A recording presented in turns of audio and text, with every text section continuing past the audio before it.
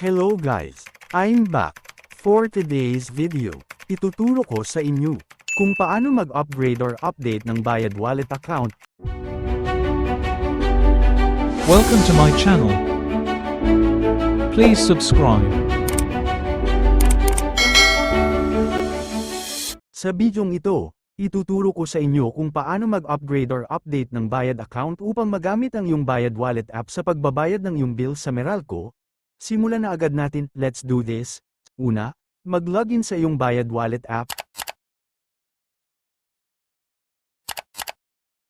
Sa homepage, makikita mo ang highlighted word na Upgrade Now. Click mo lang.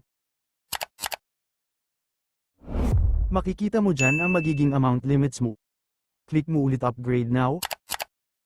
Mapupunta ka sa Profile Information, at mag-start ka ng mag-upgrade ng mga kailangan mong details sa app, gaya ng iyong buong pangalan.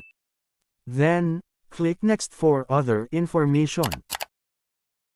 Ilagay mo lang lahat ng kailangang details dyan, at kung okay na lahat, click mo ang Next. Mapupunta ka naman sa Address Information. Fill up mo lang ang iyong complete address. Tapos Next ulit. Ang sunod naman ay Identity Verification. May tatlong gagawin dyan. Una, take a photo of your ID. Second, take a selfie photo. And third, make a 5 seconds video of yourself. Sa part ng pag-upload ng ID photo, kailangan mo muna ilagay kung anong type ng ID ang submit sa kanila, tapos yung ID number. Then, click Next. Para mapicturean ang iyong ID, click OK. Got it. Lalabas na ang camera para mapicturean mo ang iyong ID. Harap at likod ang kailangan dyan. Then, click Submit and Continue. Tapos, dediretso na yan sa Take a Selfie Photo. Click mo ang OK. Got it. Pwede ka nang mag-selfie. Make sure na malinaw ang picture mo. Then, click ulit Submit and Continue. At ang panghuli, make a 5 seconds video of yourself.